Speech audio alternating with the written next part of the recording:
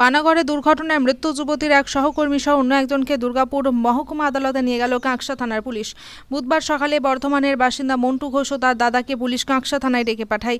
এরপর এদিন দুপুরে দুজনকে কাঁকসা থানা থেকে পুলিশ গাড়িতে চাপিয়ে দুর্গাপুর মহকুমা আদালতে নিয়ে যায়। আদালতে গোপন জবানবন্দির জন্য দুজনকে নিয়ে যাওয়া হয়েছে পুলিশের দাবি। তোমাদের তোলা হলো কেন?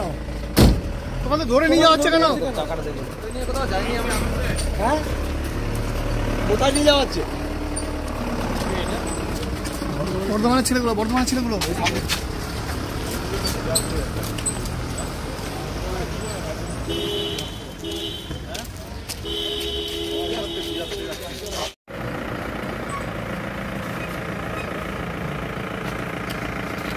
বেশি বয়স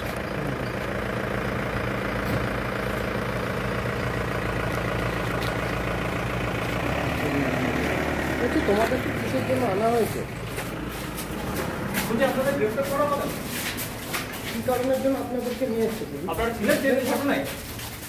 बोलिए किस लिए आप लोग को लाया गया पुलिस?